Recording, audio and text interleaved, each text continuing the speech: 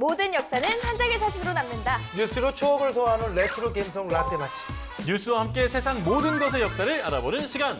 인생이 뉴스다. 우리의 인생 사진을 만나볼 수 있는 유튜브 사진관에 오신 걸 환영합니다. 여기는 라떼 월드. 라떼는 말이야. 라떼. 네네. 아니 요즘 소영 씨, 기수 씨 두 네. 분이 아주 눈코 틀 새 없이 바쁘시다고 들었거든요. 맞아요. 아니 뭐 네네. 국내 스케줄은 물론이고 해외 스케줄까지 꽉 차 있다면서요. 맞습니다. 예, 그렇습니다. 이게 해외에서 좀 찾아주셔가지고 7월에만 해외를 2번 나가게 됐네요. 야. 물 들어올 때 노저우라고 많이 버셔서 우리 소고기 좀 사주세요. 소고기. 근데 중요한 건 이 두 분이 더 바쁘다는 소식이 있어요. 뭐 YTN의 핵심 인물들이라서 그쵸. 저희는 아침, 이제- 저녁, 뭐 새벽 다 나온다고. 아니. 그래가지고 지금 피곤에 쩔어가지고. 맞아요. 예. 아니, 자, 이 방송을 보시는 YTN의 높으신 양반들. 양반들이지. 선생님, 예. 양반들, 자, 양반들. 예, 높으신 양반들. 죄송한데 우리 조혜진 아나운서랑 우리 또 우리 진영 아나운서 조금만 효율적으로 일을 좀 배정해 주시면 감사하겠습니다. 효율 부탁드릴게요. 시키지 부탁드릴게요. 않을 거면 조금 많이. 예. 아니면 효율적으로 시키지 않을 거면 일 많이 시키면 많이 달래요. 마이크로 벌써 다 들어갔어요. 네, 맞아. 프로그램당 한 10만 원씩만 올려주세요. 아니 근데 그래도 이제 진짜 제가 네. 그 상암에 다른 촬영을 하러 왔다가 YTN 전광판에 아, 밖에서 예진 그치, 아나운서가 이만하게 뉴스 나오고 있더라고요. 큼지막하게. 제가 그때 SNS에 막 올렸었는데 우와. 아유, 멋있더라고요. 그럼. 조진영 아나운서도 제가 집에서 이제 TV 보면서 밥 먹고 그쵸, 있는데 그쵸. 떡하니 뉴스를 딱 하고 있더라고요. 또 그것도 사진 찍어놨거든요. 지금처럼 이제 웃지 않고 있죠. 아 그렇죠. 안녕하십니까. 네, 지금 좀 약간 이런 표정을 하고 있죠. 그러니까 아시죠? 이제 앞으로 뉴스를 좀 그 기분에 따라서 좀 맞아. 다양한 표정으로 그 방송한다고 약속해줘요. 약속해. 약속해줘. 아니, 방금도 이렇게 우리끼리 약속을 잡았잖아요. 네. 보통 누군가의 약속을 잡을 때 생각해보면 다들 뭘 어떻게 약속을 잡죠? 언제 어디서 어떻게 무엇을 할지 이렇게 다 그 육하원칙으로 약속을 잡잖아요. 몇 시에 만날지. 그렇죠. 맞아. 그런데 보면 언제라는 말이 먼저 나오잖아요. 네. 언제. 자, 만약에 시계가 없다면 우리는 언제 어떻게 약속을 잡고 또 일상생활을 이어갈 수 있을까? 그러니까. 이런 생각 해본 적 있으시죠? 아니 그런 생각 해본 적이 없었는데. 없어요. 아니 예. 근데 진짜 그 당장 시간을 알 수 없다고 하면 이거 답답해서 어떻게 사나? 이 눈에 보이지 않는 무형의 개념, 시간을 쉽게 확인할 수 있도록 시각화시켜주는 바로 이 시계. 그야말로 우리 일상에 절대 없어서는 안 되는 필수품인데요. 그렇다면 이 시계의 역사는 언제부터 시작된 걸까요? 다들 궁금하지 않으세요? 궁금해요. 궁금하죠? 궁금해요. 이거 제가 알려드릴게요. 네.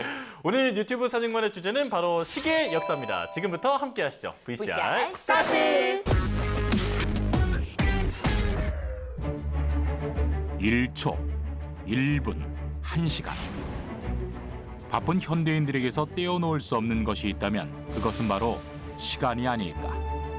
오늘날 우리는 손쉽게 시간을 보고 또 이용할 수 있다. 인류 역사상 최고의 발명품으로 손꼽히는 시계.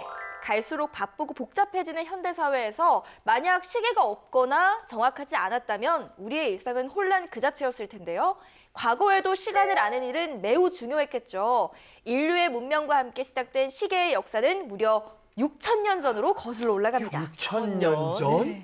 1분 1초를 다투며 바쁘게 살고 있는 현대인들의 필수품이 된 시계는 문명 발생 당시부터 사용되어 약 6,000년의 역사를 지니고 있다고 하는데요. 오. 인류가 시간을 정확하게 알고 싶어 했던 까닭은 농업과 밀접한 관련을 지니고 있습니다.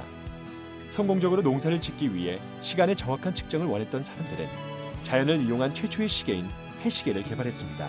이때가 해시계구나. 인류 최초의 해시계인 그노모는 이집트의 아낙시만드로스가 발명한 것으로 막대를 땅 위에 세워놓고 그림자의 위치 변화에 따라 눈금을 나누어 시간을 측정한 것이었는데요. 아, 그러니까 저 꼬챙이 하나가 시계의 10초네요. 단순한 것 같지만 사실은 엄청난 발견이었죠. 그렇죠. 그림자를 보고 그쵸. 시간을 체크했으니까. 최초의 시계는 해시계입니다. 해시계는 그림자를 보고 시간을 측정하는데 인류 문명이 발달한 북반구에서는 태양과 함께 그림자도 왼쪽에서 오른쪽으로 움직입니다. 바로 이 왼쪽에서 오른쪽으로 도는 방향이 오늘날 말하는 시계 방향이 되는 것입니다. 그러네. 아마 남반구에서 인류 문명이 발달했다면 시계 방향이 지금과 반대 방향이 되었을지도 모릅니다. 야, 시계 방향이 그렇게 정해진 거네. 그렇구나.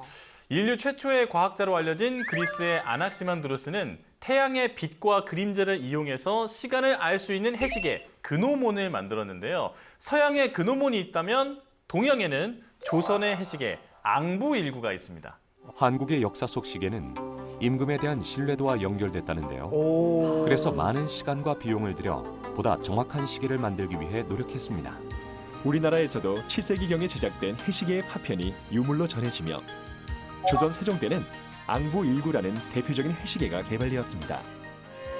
일제기 신라시대에 첨성대를 축조해서 천문을 연구했던 우리 조상들의 슬기. 7세기에 싸운 선인들의 위협이 15세기 조선시대에 더욱 찬연히 빛나게 했으니 세종 때 과학자 장영실에 이르러 천문 기상학 부문에 큰 발전을 가져왔습니다. 그런데 앙부일구라는 해시계 이름이 좀 특이한데 혹시 어떤 뜻인가요?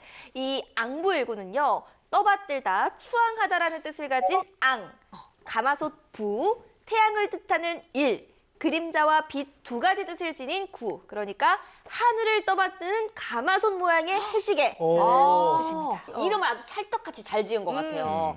해시계 너무 자랑스럽고 추앙하고 싶어지는데. 앙부일구. 앙부일구. 아, 그런데 이 해시계는 누가 만드셨나요? 해시계. 네, 해시계는. 앙부일구는 조선 최고의 과학자였던 바로 장영실. 그렇죠. 장영실의 작품입니다. 맞아요. 세종의 명을 받고 만들었는데요. 오목한 판 위에 북극을 향해 있는 뾰족한 영침이 설치되어 있고 그것이 들이우는 그림자를 통해서 시각은 물론 계절과 상세한 절기까지 알 수 있는 기구였습니다. 이야. 야, 사실 궁중에서도 시간이 중요하긴 했지만 진짜 시간을 알아야 하는 건 농사를 짓는 백성들 아닐까요? 맞죠. 그 조선시대에 이 시계를 궁 안에서만 이용한 건 아니겠죠? 당연하죠. 이 세종은요, 이 앙부일구를 백성들이 자주 왕래하는 해정교와 종묘 앞에 설치해서 누구나 시계를 볼 수 있게 했다고 합니다. 앙부일구는 이후 민간에서도 많이 만들어져서 양반들은 집 마당에 설치해서 이제 활용하기도 했고 또 휴대용 앙부일구도 등장했다고 합니다. 휴대용. 아니 그럼 그 조선시대에 남녀가 만날 때 이렇게 했겠네. 앙부일구를 찬 다음에 네. 그 양반들을 모시는 방자 같은 역할이 있을 거 아니에요. 그렇죠. 아유 소영아 씨. 소영아 씨, 그 미시의 그 저 물레방앗간으로 그 잠깐 나오시면 됩니다. 아니 근데 미시면은 낮 시간 아니에요? 미씨, 그랬어요? 네. 아직은 거기까지 공부를 못했어요. 아유 미시가 맞습니다. 그 미씨야. 누가 봐도 미시, 누가 봐도 미씨가 미시입니다. 아니, 근데 야, 잘한다, 잘해. 해시계는요, 우리가 야심한 시간에 만난다 그랬는데 낮에만 알 수 있잖아요. 해가 있어야 그림자로 알 수 있는 건데 해가 진 밤에는 시간을 알 수 없잖아요. 그런데 어떻게 이 조선시대에는 이 야심한 밤에 물레방앗간으로 어떻게 몇 시에 오라는 걸 알아들었을까요? 네, 방금 말씀하신 것처럼 뭐 해시계의 치명적인 단점이 있었는데 바로 해가 지면 시간을 알 수 없다라는 거죠. 그런 이유에서 고대의 여러 국가에서는 물을 이용한 시계를 만들기도 했습니다. 물시계. 물시계는 처음 이집트와 그리스에서 나타났다. BC 3세기경 인형을 움직여서 시간을 알리는 자동 물시계가 처음 등장했고 뭔가 첨단의 냄새가 난다. 13세기 아라비아에서는 종으로 시간을 알리는 코끼리 모양의 자동 물시계가 제작되었다. 자, 우리나라 역시 삼국시대부터 물시계를 사용했다는 기록이 남아 있어요. 우리나라는 오랜 옛날부터 물시계를 사용해왔다. 4개의 계단식으로 이루어진 이 물시계는 신라 때의 것으로 삼국시대에는 물시계를 강로 또는 누각이라 불렀다. 성도강 17년 여름 6월 누각을 만들었다는 등의 여러 기록들이 삼국사기와 일본 서기에 전해지고 있다.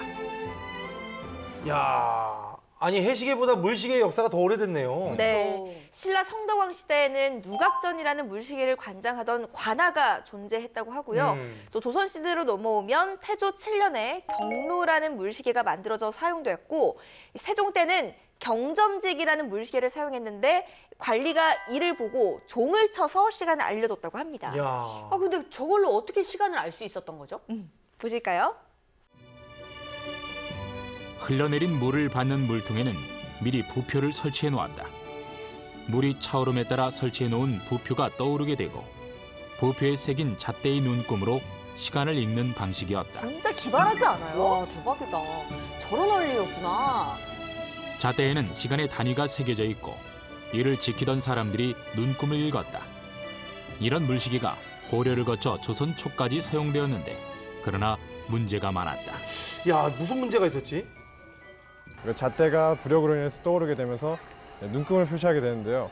그 눈금이 이게 사람이 직접 확인하고 종을 쳐서 이제 백성들에게 알려줘야 되기 때문에 밤낮 가리지 않고 사람이 항상 지켜야 되는 단점을 가지고 있었습니다. 야, 24시간 동안 계속 지켜봐야 되는 거구나. 수동으로 시간을 측정해야 했기에 담당자가 조금이라도 한눈을 팔았다가는 시간을 놓치기 일쑤였다.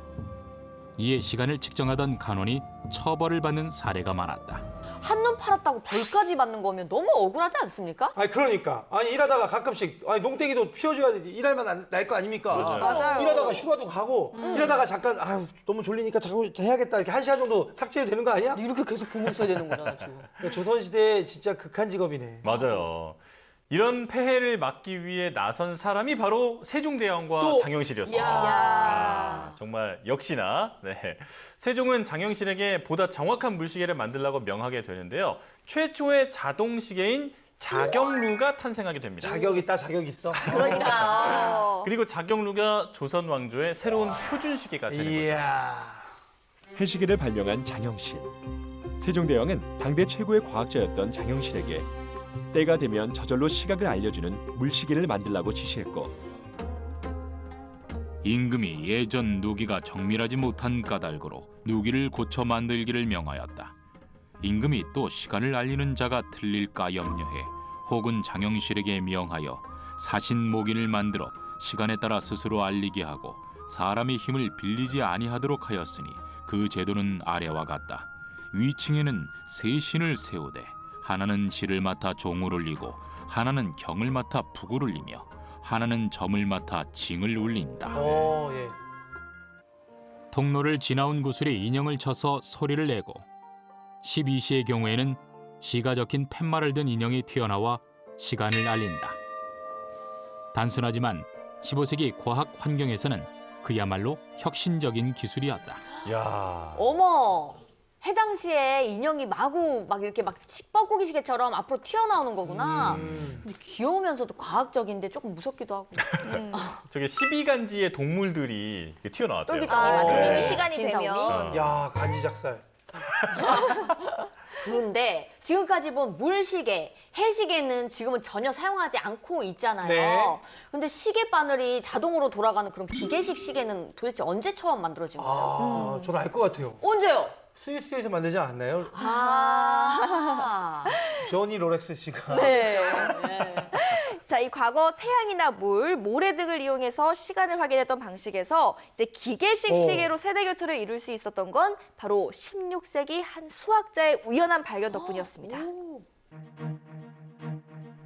갈릴레오 갈릴레이는 천장에서 흔들리는 샹들리에의 움직임을 관찰하던 중 샹들리에가 흔들리는 폭은 점점 줄어들지만 흔들림이 크건 작건 한 번 왕복하는 데 걸리는 시간은 동일한 것을 보고 진자의 등시성을 발견했다고 하는데요. 오. 어? 진자의 등시성이 뭐예요? 쉽게 말해서 시계추 원리를 발견한 거예요. 아. 이렇게 움직이는 거. 그렇죠. 하지만 등시성의 원리를 시계에 적용하는 과정에서 수많은 시행착오가 발생했는데요. 이 문제는 네덜란드의 물리학자 호이겐스에 의해서 해결되었고 호이겐스는 정확한 진자 시계를 처음 만든 사람으로 유럽 전역에서 큰 명성을 얻게 되었습니다. 오. 호이겐스의 발견 이후 유럽 전역에서 진자 시계가 나타나기 시작했습니다. 아니 갈릴레이는 아이디어는 있었지만 시제품을 만드는 데는 실패한 거네요. 네, 맞아요. 갈릴레이가 진자의 등시성 원리를 발견한 후에 약 100년이 지난 뒤에야 비로소 완전한 진자 시계가 만들어진 건데요. 호이긴스는 이 시계를 통해서 유럽 전역에서 큰 명성을 얻게 됩니다. 오. 네, 또 1657년 처음 만들어진 이 진자 시계는요, 1930년대까지 널리 사용이 됐는데요. 커다란 추가 좌우로 왔다 갔다 하는 이 괴종 시계도 바로 진자 시계라고 할 수 있습니다. 와우. 그 70년대까지만 해도 말이죠. 그 괴종 시계는 부잣집에만 있었습니다. 맞아요, 맞아요. 부잣집 맞아. 마루에 딱 있었는데 12시에는 땡 12번이 울려. 땡. 맞아. 언제쯤 끝나요? 예? 끝났습니다. 아, 끝났어요. 네. 근데 사실 예, 그런 시계였어요. 네. 아니 그리고 또 예전에는 집집마다 뻐꾸기 시계가 꼭 있었잖아요. 맞아요. 시간마다 뻐꾸기가 맞아. 나가지고 어. 맑다 맑어. 맑았죠? 음. 이 뻐꾸기 시계도 혹시 진짜 시계인 건가요? 맞습니다. 그런데 이 뻐꾸기 시계가 얼마나 국민적 인기를 얻었냐 하면요. 그 잠깐 좀 재밌는 얘기긴 한데 네. 1995년에 우리나라 최초의 홈쇼핑 방송이 있었거든요. 네. 첫 상품이 바로 뻐꾸기 시계였습니다. 야, 어머. 진짜요? 네. 오! 아니 그러면 최초 홈쇼핑 방송의 첫 제품이었다고 하면 아니 매진이네 매진이야. 그랬을 것 같죠. 네. 그런데 첫 방송 1시간 동안 뻐꾸기 시계가 7개밖에 안 팔렸다고 합니다. 7개요? 그나마도 그 7개 중에서 4개가 직원들이 산 거래요. 아이고. 그러니까 아이고. 당시만 해도 사실 그 TV로 물건을 사는 방식이 좀 까다롭기도 하고 네. 좀 새롭게 느껴졌기 때문이 아닐까 그렇죠. 네, 싶어요. 아니 그러면 이렇게 큰 시계 말고 손목 시계나 아니면 탁상 시계 같이 작은 시계들은 원리가 좀 다른 건가요? 네, 이 추낙하 방식의 진자 시계는요 구조상 일정 공간을 확보를 해야지 이 작동이 됐기 때문에 소형화가 쉽지는 않았어요. 아이고. 아. 이런 이유에서 이 소형 시계에는 태엽 방식이 주로 쓰이게 됩니다. 이 옷 주머니에 넣고 다닐 만큼 작게 만든 회중 시계는 17세기에서 18세기 유럽과 북미의 상류층 사이에서 크게 유행하게 되는 거죠. 오. 그런 장면 많이 보셨죠? 맞아요, 맞아요. 그 막 영화에서 보면 그 유럽 귀족들이 회중 시계를 엄청 화려하게 달고 다녔잖아요. 맞아요. 이렇게 줄이 있어가지고 동그란 거 이렇게 딱 여는 거 있잖아. 거물도 있고. 맞아. 네, 거물도 있고. 지금도 비싼 시계가 정말 많지만 저 당시에는 시계라는 건 엄청난 사치품이었대요. 맞아요. 19세기에 손목 시계가 등장하면서 이 회중 시계의 인기가 시들시들해지는데요. 하지만 손목 시계가 워낙 고가품이었기 때문에 1900년대까지도 회중 시계는 대중적으로 많이 애용됐습니다. 네, 우리의 역사 속에도 특별한 회중 시계가 등장을 합니다. 어떤 이야기인지 함께 만나보시죠. 1932년 4월 상하이 홍커우 공원에서 열리게 된 일왕의 생일 축하 행사. 윤봉길은 도시락 폭탄과 함께 의거를 준비하는데요. 떠나기 전 윤봉길은 존경했던 김구와 마지막 인사를 나누며 자신의 시계를 건네줍니다. 이 시계는 6원을 주고 산 것인데 선생님의 시계는 2원짜리이니 저와 바꾸시지요. 저는 이제 시계를 1시간밖에 쓰지 못합니다. 저 시계 정말 유명한 일화죠. 시계를 교환한 두 사람은 그렇게 작별을 하게 되었고 윤봉길은 폭탄을 던지는 의거를 완수한 후 체포되어 총살형을 받고 형장의 이슬이 되고 맙니다. 광복 후에도 시계를 간직하며 윤봉길을 잊지 않았던 김구. 비록 두 사람은 다시 만날 수 없었지만 2006년 두 사람의 시계가 다시 한자리에 모이게 되면서 독립을 위해 결연한 의지를 다졌던 두 사람의 우정을 다시금 사람들에게 일깨워줄 수 있었습니다. 야, 저것도 진짜 보물이네 보물이야. 보물이죠. 이처럼 역사의 한 페이지를 장식한 시계가 또 있는데요. 바로 문워치라는 애칭이 있는 시계입니다. 문이면 달시계라는 뜻일까요? 오, 정확해요. 오, 진짜요? 네, 달과 연관이 깊은 시계인데요. 인류 최초로 달에 착륙했던 사람, 바로 닐 암스트롱과 버즈 올드린 들어보셨죠? 그럼요. 네, 문워치는 1969년 두 사람이 달 탐사 당시에 착용했던 시계입니다.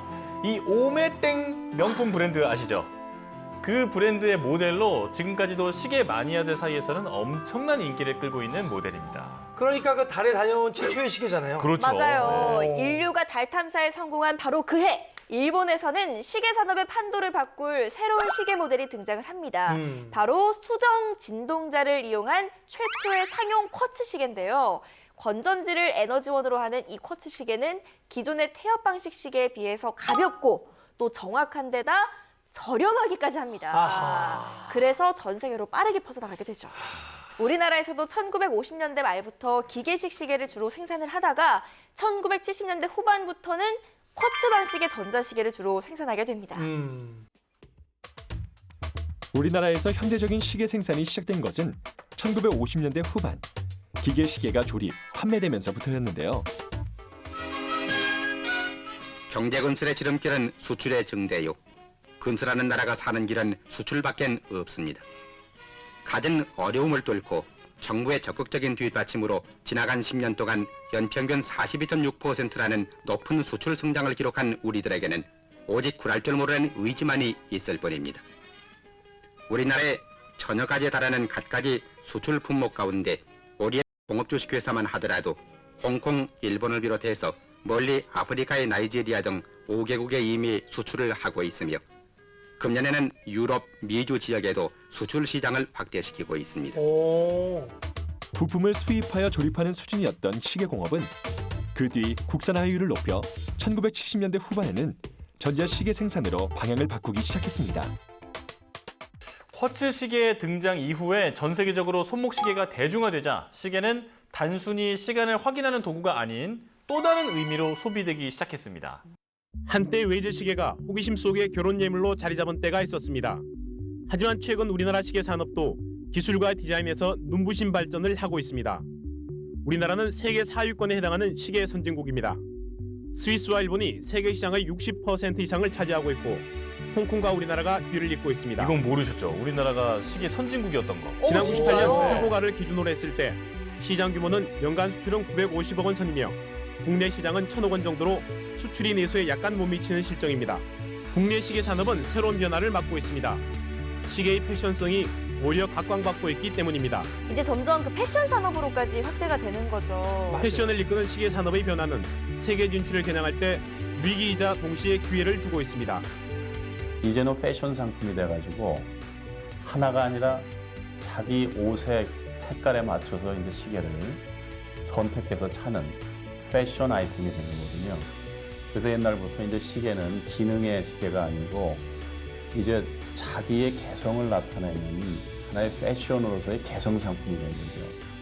최근 주 고객층이 예물 시계보다는 세련된 디자인을 좋아하는 젊은 층으로 이동하고 있다는 점에서 더욱 디자인의 중요성이 부각되고 있습니다. 그러네. 국내에서도 스워치, G-SHOCO 등의 해외 유명 패션 시계가 독창적인 디자인을 내세워 시장을 파고들고 있습니다.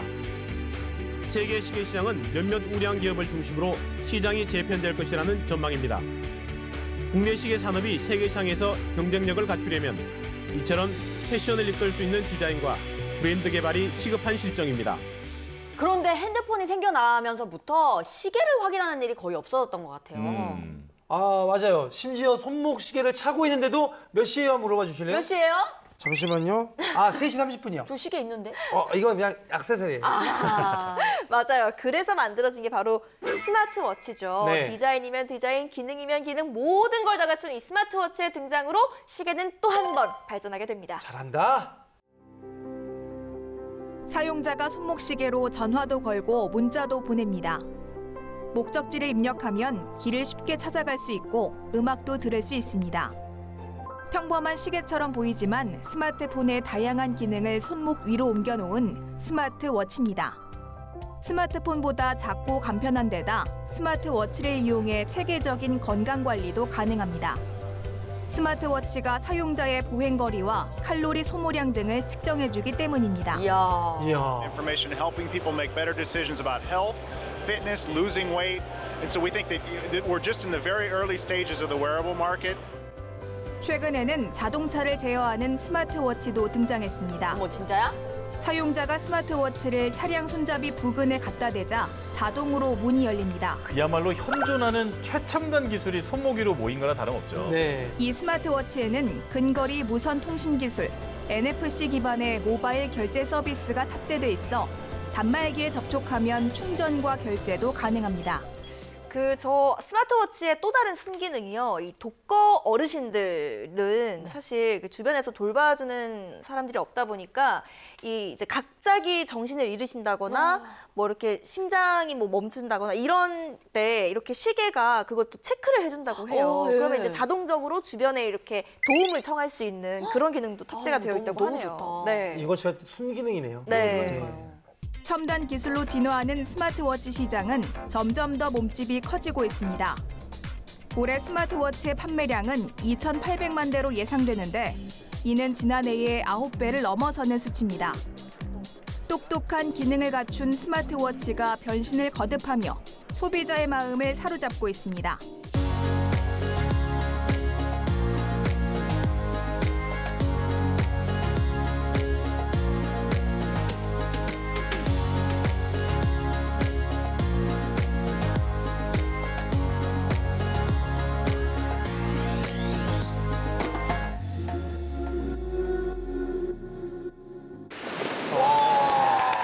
세상 좋아졌다, 좋아졌어. 맞아요. 자, 오늘 유튜브 사진관에서는 시계의 역사를 함께 살펴봤는데요. 단순히 시간을 확인하는 물건이라고 여겼던 이 시계가 생각보다 그 역사가 깊고 또 그 안에서 정말 많은 변화를 거듭해왔다는 사실이 놀랍네요. 지금까지 유튜브 사진관이었습니다. 뉴스의 바다를 끝없이 떠다니는 본격 뉴스 예능 유튜브. 오늘의 하기는 여기까지입니다. 저희는 한 주 동안 유튜브 타고 신나게 돌아다니면서 재미있는 뉴스 가득 안고 돌아오겠습니다.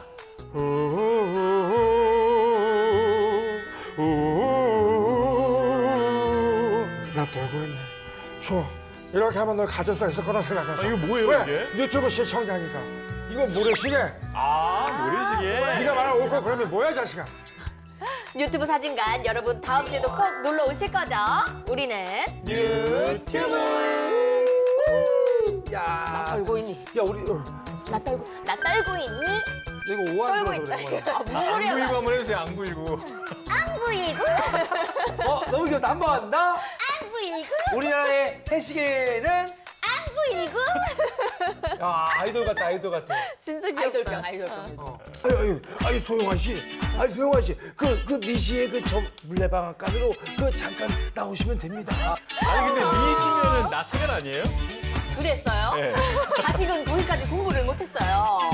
아유, 미씨가 맞습니다. 그 미씨야. 누가 봐도 미씨가 미씨입니다.